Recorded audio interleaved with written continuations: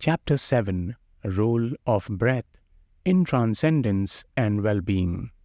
In a human system, there are two basic nadis connected with the two nostrils.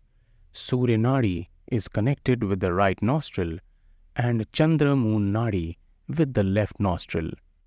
Surya Nadi is Atmic Nadi. It is helpful to enhance divine qualities of the aspirant. If it is opened and one breathes freely through the right nostril, this is governed by left hemisphere of the brain. Moon Nadi is a Jiva Nadi. It is helpful for better living.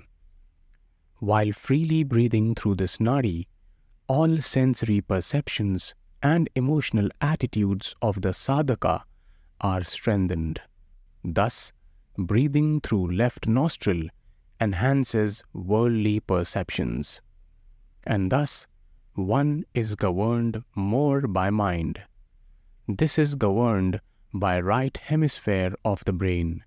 However, if both the nostrils are opened and one breathes in and breathes out through them, then Jiva executes all his activities with complete consciousness, unison with self and homogeneity. All the noble activities are accomplished being in this state. Breathe in this pattern when both the nostrils are opened is nothing but a tranquil breath. This tranquil breath flows through the Brahma Nadi that is closely associated with the Surya Nadi as well with the Moon Nadi. And it is only possible when one steps into being and transcends time and space with discontinuities. The horizontal, materialistic, worldly activities of Jiva are linked with mental emotions and are governed by the Muladhara chakra under the influence of breath when left nostril operates. Right hemisphere of the brain controls this, whereas divine universal activities of Atma are governed by heart chakra. When right nostril operates and the influence of pure consciousness, Atma is predominant on the aspirant. Left hemisphere of the brain controls this. The Hara chakra is considered as the location of the soul of living being, where Jivatma, that is personalized soul, resides at peace. When left nostril operates, it shows that a living being is in conscious state. He is under the influence of Maya.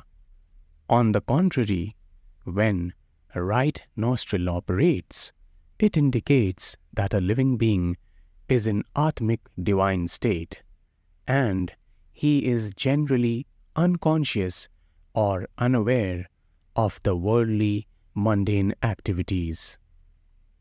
However, mind is mutative and thoughts of the mind go on changing with time depending on whether a living being breathes from left nostril or right nostril. Sometime he may behave like a saint, and on another occasion his thoughts are governed by animal instinct.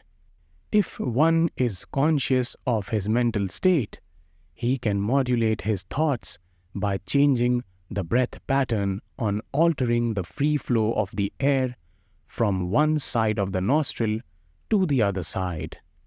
Great rishis or saints can change their breath pattern by their will. Such advanced rishis or saints have symptoms of samyami lakshana for controlling their thought pattern. This whole science is the science of tranquil breath. Tranquil breath is basically variant constant and not the constant constant. It means tranquil breath is governed by discontinuities in the continuum of breath cycles. Disturbing thoughts can be controlled by changing the breath pattern by switching on left nostril breathing to the right nostril breathing. This is the yoga. This yoga is called Chit Vritti Nirodha. That means one changes his emotional heart feeling and thought pattern as per his own will and requirement. Tranquil breath is the most significant and is specifically known as divine breath. Its appearance and disappearance depends on the divine power. Discontinuity is its built-in characteristics. It is not under the control of a human being. However, by modulation of physical conditions and mental thinking and change in system vibrations, the tranquil breath can be established for a short duration, but its longevity cannot be guaranteed. Kula charkas, that is charkas, below Manipura, namely Muladhara and Swadhisthhanam, have gravitational pull, and these chakras do not allow the upward journey of Udana Prana with Kundalini power and pull it back to the original mooring. But once the Manipura chakra is crossed, then the effect of gravitational pull of Kula chakras ceases to exist. In Kula chakra, there is no awareness of Sakshi Chaitanya and Atma Sakshatkara, that is, God realization, and it is not possible unless and until the transcendence of Kula chakra is achieved and life force reaches to Dahara Anahata chakra. Udana Prana is the life force at Muladhara, Swadhisthhanam and Manipura chakras. However, at Dahara Anahata chakra, there is a light of pure soul. The light of soul is self-abnegated at the Dahara chakra. Jiva, being coupled with soul, is located at this chakra as Jivatma, that is, personalized soul of living being. However, Kundalini is the sleeping force at the Kula chakra, precisely at the Muladhara. Atma, that is soul light, is in the dormant state, entangled with Jiva, living being at the Dahara chakra, that is the heart center. Jiva, that is human being, is unconscious and is in the unmanifested stage of awareness when Kundalini power and soul are in Samadhi, that is at rest state at their respective locations. Both remain in Samadhi unless the pranic forces do not awaken them. After the awakening of Kundalini power and the ascent of soul to the higher centers, microcosm is merged with the macrocosm and superconscious state is achieved. When the Kundalini power is awakened and soul ascends, the existing conscious, the state of sadhaka turns to mergence, that is, consciousless state with discontinuities, and only then he enjoys the blessings of being. After mergence, when soul returns, its normal conscious state gets manifested. The soul coupled with Jiva, termed as Jivatma, that is personalized soul, and is the part of Shiva resting at the Dahara Anahata chakra. Kundalini being feminine power, Shakti rests at Muladhara chakra. Both are merged in illusion and are in the gross aware state of complete rest under the influence of Maya. However, when the favorable condition is created by the effect of Udana Prana, Kundalini Shakti gets awakened and merges with the Shiva at the Dahara chakra and then ascends to the apex center through Ajna chakra. As they merge, they become unaware of the mergence.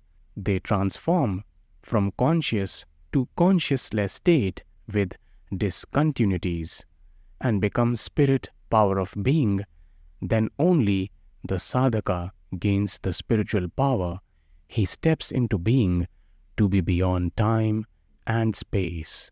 In fact, by the ascendance of this Shiva Shakti, after mergence at Anahata Chakra to Visuddhi Chakra to Lambika Chakra, this gets purified at the Ajna Chakra.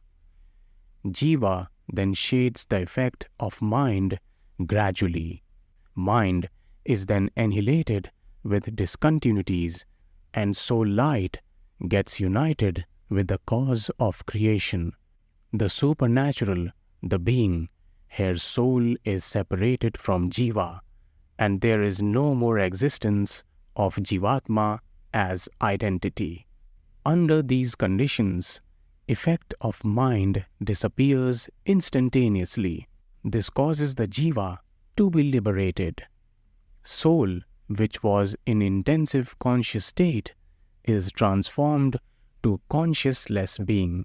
At this location, Jiva and soul are separated and are in face to face with the soul and Jiva.